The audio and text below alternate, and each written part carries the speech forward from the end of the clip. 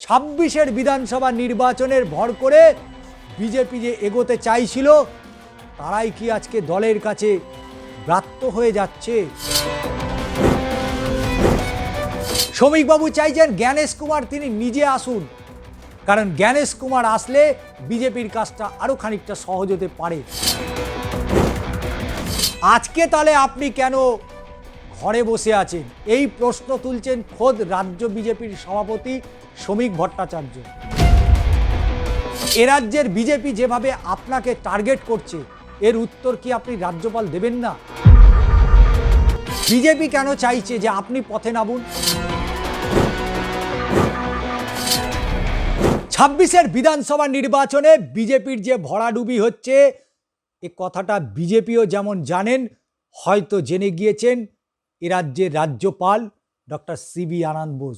বঙ্গে বিজেপির ভরাডুবি নিশ্চিত, তাই রাজ্যপাল কি তাহলে মুখ ঘুরিয়ে নিলেন বিজেপির থেকে? কারণ কথায় কথায় বিজেপি ছুটত রাজভবনে।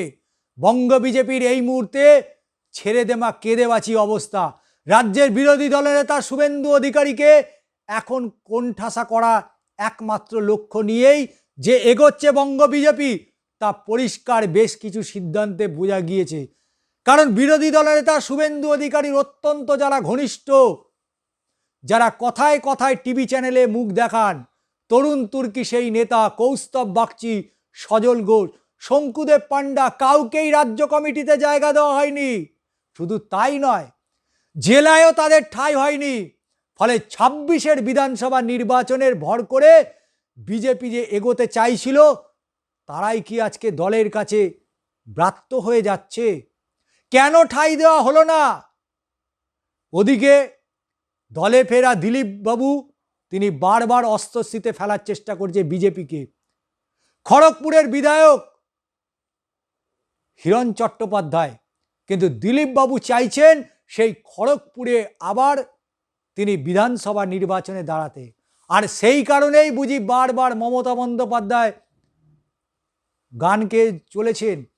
ওদিকে দীঘায় জগন্নাথ ধাম, এদিকে উত্তরবঙ্গের মন্দির। রাস্তায় বেরিয়ে রাজ্যের পরিস্থিতি দেখুন। এসআইআর আবহে রাজ্যপালকে পাঠ শ্রমিক ভট্টাচার্যের। রাজ্য বিজেপির সভাপতির দাবি, রাজ্যের বিভিন্ন জায়গায় বিএলওরা গণ পদত্যাগ করছে। চাপে রয়েছেন কি রাজ্যপাল? ভেবে দেখার প্রয়োজনীয়তা রয়েছে। রাস্তায় বেরিয়ে পরিস্থিতিটা দেখুন। এসআইআর আবহে রাজ্যপালকে এমনই বললেন শ্রমিক ভট্টাচার্য। রাস্তায় নেমে বাস্তব পরিস্থিতি দেখার জন্য অনুরোধ করতে হলো। বিএলওদের বিক্ষোভ, গণ ইস্তফা সহ একাধিক বিষয় নিয়ে তিনি সরাসরি আন্দোলনে নয় সংবাদ মাধ্যমের মুখোমুখি হয়েছিলেন। আর সেখানেই রাজ্যপাল সিবি আনন্দ বোসের প্রতি তার বার্তা, রাজ্যপাল শুধু বসে থাকলে হবে না, রাস্তায় এবার বেরোন, একটু রাস্তায় বেরিয়ে দেখুন, রাজভবন থেকে বেরিয়ে আসুন। যদিও তার শারীরিক অসুস্থতা রয়েছে, তবে এখনই তিনি এখন অনেকটাই সুস্থ, তাই বলে রাজ্যের পরিস্থিতি একটুও দেখবেন না? তিনি রাজ্যের বিভিন্ন জায়গায় যান, আমরা তো এটাই চাইছি। কিন্তু রাজ্যপাল কেন এটা চাইছেন না? কেন চাইছেন না? কারণ বুঝে গিয়েছেন তাহলে 26-এ বিজেপি ফেরার কোনো জায়গা নেই। কারণ ভোটবুকি বাংলায় উপহারের ডালি নিয়ে হাজির হচ্ছেন প্রধানমন্ত্রী। দুদিনের বঙ্গ সফরে কি তিনি কি উপহার দেবেন? রাজ্যপাল সিবি আনন্দ বোসের প্রতি শ্রমিক ভট্টাচার্যের বার্তা, রাজ্যপাল শুধু বসে থাকলে হবে না। কেন বারবার তিনি বলছেন? তাহলে রাজ্যপালকে দিয়ে 356, রাজ্যপালকে দিয়ে তৃণমূলকে কিছু বলানো, রাজ্যপালকে দিয়ে বাংলায় ক্ষমতা দখল করার জন্য কি চাইছেন রাজ্যপালের কাছে?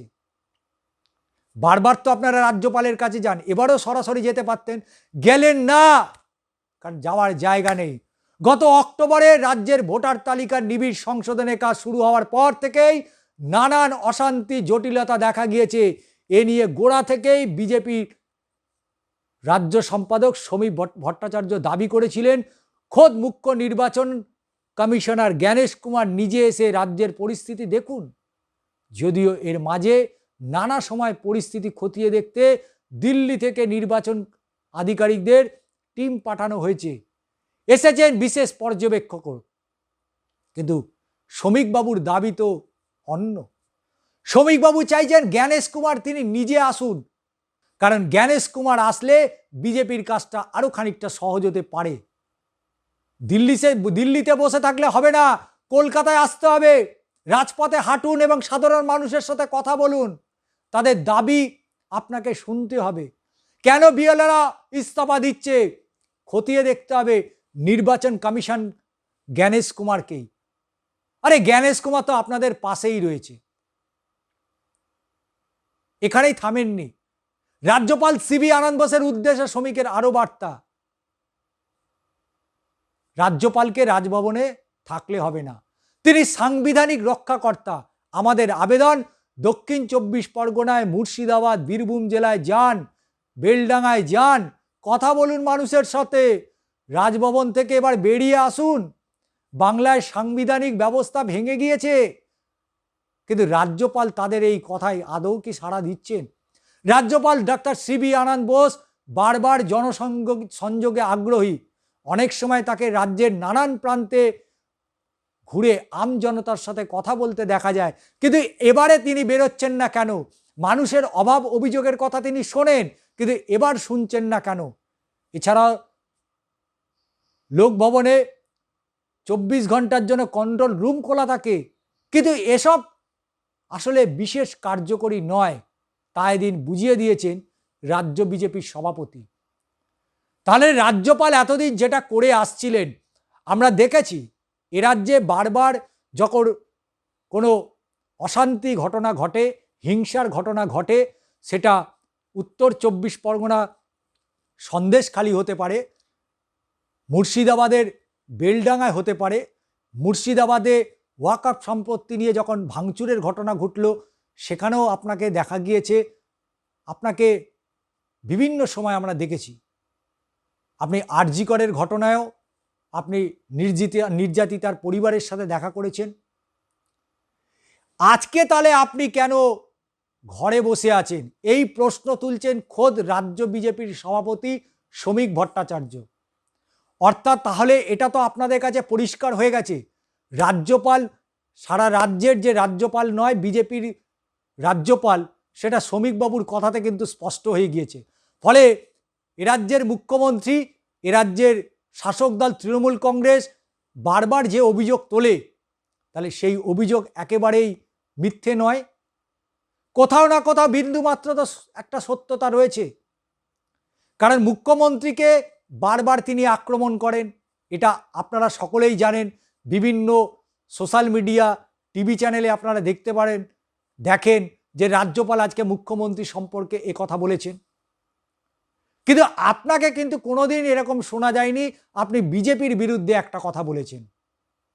আপনাকে এ রাজ্যের মানুষ প্রধান হিসাবেই দেখেন, আপনার প্রতিটা জায়গায় নিউট্রাল নিয়েই মানুষের ভাবনা।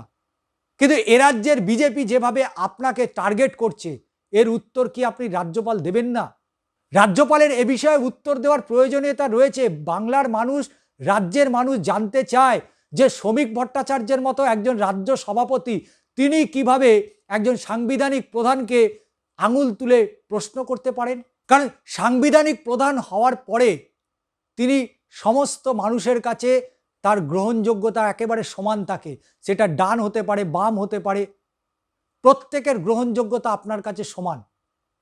কিন্তু বিজেপি কেন চাইছে যে আপনি পথে নামুন? বিজেপি কেন বলছে আপনি বিএলওদের সাথে কথা বলুন? আপনাকে কেন চাইছে যে আপনি সাধারণ মানুষের কাছে যান? এ কাজটা তো সত্যি এটা রাজ্যপালের কাজ নয়। রাজ্যপালের কাজ রাজ্যের শান্তি শৃঙ্খলা বজায় রাখা, যাতে শান্তি শৃঙ্খলা বজায় থাকে সেটাই কিন্তু দেখার। কিন্তু বিজেপি আপনাকে রাজনৈতিকভাবে ব্যবহার করার চেষ্টা করছে।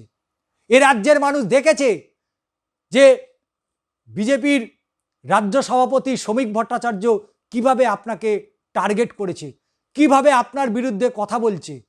আপনার তো এবার উত্তর দেওয়ার সময় হয়ে গিয়েছে, আপনি উত্তর দিন। বাংলার মানুষ আপনার উত্তর জানতে চায়। বাংলার মানুষ জানতে চায় রাজ্যপাল তিনি একেবারে নিউট্রাল। এভাবে যে বিজেপি ক্ষমতায় আসতে পারবে না, এটা বিজেপি বুঝে গিয়েছে। তাই তাদের মাথার ঠিক নেই।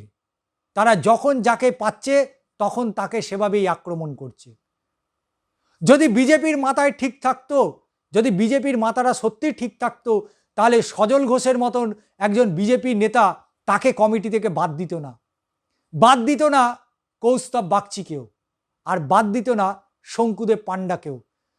তার কারণ আলিমুদ্দিনের যে নিয়ম এতদিন চলে এসছে, বিজেপির ঘরেও হয়তো সেই নিয়ম পৌঁছে গিয়েছে।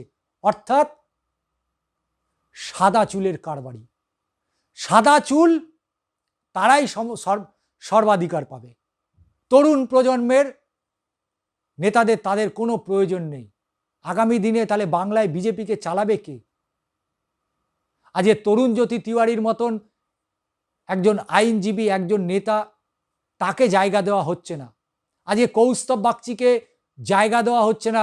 তিনি অনেক আশা নিয়ে কংগ্রেস ছেড়ে বিজেপিতে এসেছিলেন, কিন্তু সেই আশায় বিজেপি জল ঢেলে দিল। তো সজলবাবু তিনিও চাইছিলেন তিনিও রাজ্য কমিটিতে আসবেন, তিনি হয়তো জেলার কোনো দায়িত্ব পাবেন, তাকেও ক্যাচকলা দেখিয়ে দিয়েছেন। তাই স্বাভাবিকভাবেই বিজেপির পায়ের তলার যে মাটি সরছে, বিজেপি যে ঘুরে দাঁড়াতে পারবে না, বিজেপি যে ৭৭ আসন ২০২১ সালে পেয়েছিল, ২০২৬-এ সেই টার্গেট যে ফিল আপ করতে পারবে না, সেটা অন্তত বুঝে গিয়েই রাজ্যপালকে আক্রমণ করতে শুরু করেছে। এটাই বিজেপির তৃণমূলের কাছে সবথেকে বড় হার।